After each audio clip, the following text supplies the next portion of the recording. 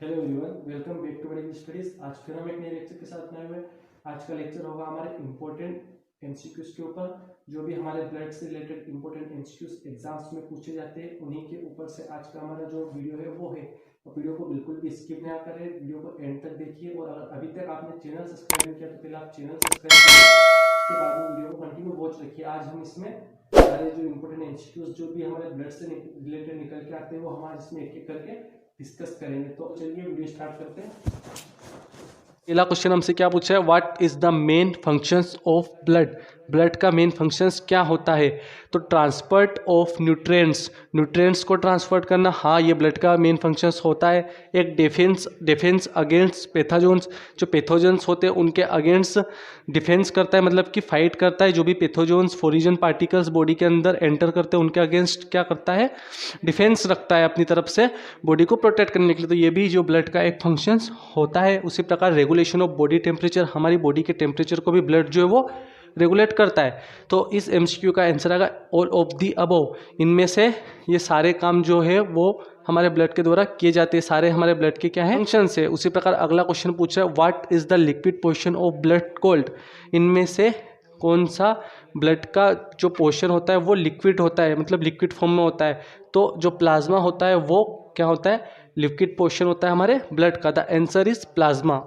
तो अगला क्वेश्चन है हमारा, विच of the following is not a component of blood. इनमें से कौन सा ब्लड का कंपोनेंट नहीं होता है। रेड ब्लड सेल्स होती है, डब्ल्यूबीसीज भी होती है, प्लेटलेट्स भी ब्लड के कंपोनेंट में आते हैं, बट जो फिब्रिनोजेन होते हैं वो ब्लड के कंपोनेंट नहीं होते हैं। उसी प्रकार अगला क्वेश्चन है, what is the protein responsible for carrying oxygen in red blood sales. हमें पता है हमारी बॉडी ब्लड के अंदर जो ऑक्सीजन ट्रेवल करता है, सारी बॉडी के अलग अलग टिश्यूज में जो ऑक्सीजन जाता है वो हमारे रेड ब्लड सेल्स पे बाइंड, पूरी बॉडी में जो होता है वो क्या होता है, ट्रेवल होता है। तो इनमें से कौन सा प्रोटीन जो होता है वो रेड ब्लड सेल्स के साथ में बाइंड होके जो ऑक्सीजन को होता है कैरी करता है। तो what is the protein responsible for carrying oxygen in red blood sales. तो आंसर आएगा हीमोग्लोबिन। अगला question, what is the normal pH range of blood. जो ब्लड होता है उसकी नॉर्मल पीएच रेंज कितनी होती है। तो जो ब्लड की नॉर्मल पीएच रेंज होती है वो होती है 7.35 से 7.45, इस बीच में जो रहती है हमारे ब्लड की नॉर्मल पीएच वैल्यू जो होती है वो होती है उसी। ओके, अगला क्वेश्चन हमारा, विच of the following is a type of white blood cells that produces antibodies. इनमें से कौन से टाइप के व्हाइट ब्लड सेल्स होते हैं जो कि एंटीबॉडीज को प्रोड्यूस करते हैं। तो आंसर आएगा बी सेल्स। बी सेल्स एक ऐसे टाइप के व्हाइट ब्लड सेल्स होते हैं जो क्या करते हैं, एंटीबॉडीज को प्रोड्यूस करते हैं। तो उसी प्रकार अगला question, what is the average life span of red blood sales. जो रेड ब्लड एवरेज लाइफ कितनी होती है। तो आंसर आएगा 120 डेज। जो 120 एवरेज लाइफ होती है हमारे रेड ब्लड सेल्स की। The medical term for low red blood cell count. जब बॉडी के अंदर ब्लड सेल काउंट्स जो होते हैं वो कम हो जाते हैं, ब्लड की कमी हो जाती है बॉडी को, तो उस कंडीशन को मेडिकल टर्म में हम क्या, anaemia. Anaemia is the medical term for low red blood cells. Okay, उसी बार अगला question, which of the following blood is considered as a universal donor. इनमें से कौन से टाइप का ब्लड जो होता है वो यूनिवर्सल डोनर कंसीडर्ड हुआ है, मतलब कि कौन सा ब्लड ग्रुप सभी ब्लड्स को ब्लड डोनेट कर सकता है। तो इसका आंसर आप कमेंट सेक्शन में कमेंट डाल के बताएं कि इसका आंसर क्या आएगा। उसी प्रकार एक और क्वेश्चन इसी तरह पूछा, which of the following is a blood type is considered the universal recipient. मतलब यूनिवर्सल रिसेप्टेंट कौन होता है, मतलब कौन सा ब्लड ग्रुप इनमें से सबसे ब्लड जो है वो ले सकता है। तो इसका भी आंसर आप कमेंट सेक्शन में बताइए क्या होगा। उसी तरह अगला है, which of the following is a blood clotting factor. इनमें से कौन सी चीज है जो कि ब्लड क्लॉटिंग फैक्टर में आती है। विच of the following is a blood clotting factor. इनमें से कौन सी चीज ब्लड क्लॉटिंग फैक्टर होती है। तो आंसर क्या आएगा, फेब्रिन। जो फेब्रिन होती है वो भी ब्लड क्लॉटिंग फैक्टर होता है। जो थ्रोम्बिन होता है वो भी एक ब्लड क्लॉट, जब ब्लड का क्लॉट हो जाए तो सब थ्रोम्बोस और थ्रोम्बिन कहते हैं। एंड विटामिन के, विटामिन के भी जो है वो क्या होता है, ब्लड क्लॉट फैक्टर होता है। तो इसका भी आंसर क्या है, ऑल ऑफ द अबव। उसमें अगला question, what is the medical term for high blood pressure.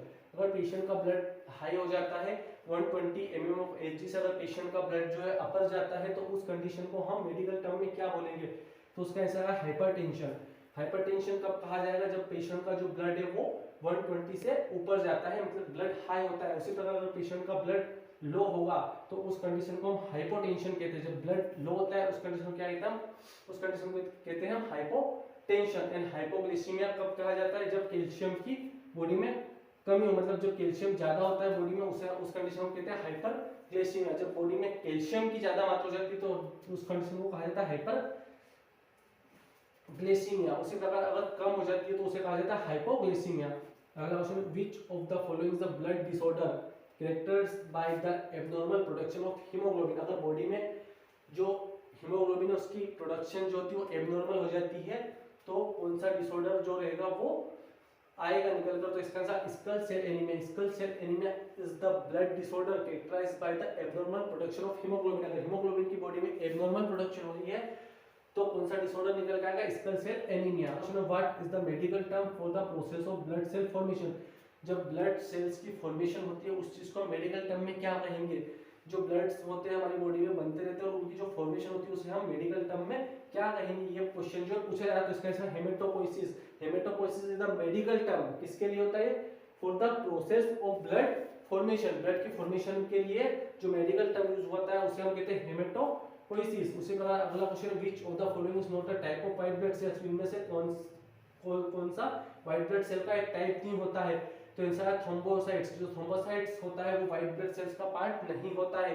उसी प्रकार अगला question, what is the medical term for blood clot that forms inside the blood vessels. अगर हमारे ब्लड वेसल्स के अंदर blood clot हो जाता है तो उनका थक्का जम जाता है तो उस कंडीशन को हम क्या कहेंगे, मेडिकल टर्म में पूछा जा रहा है। तो इसका आंसर है thrombus. Thrombus is the medical term, किसके लिए, for blood clot that forms inside the blood.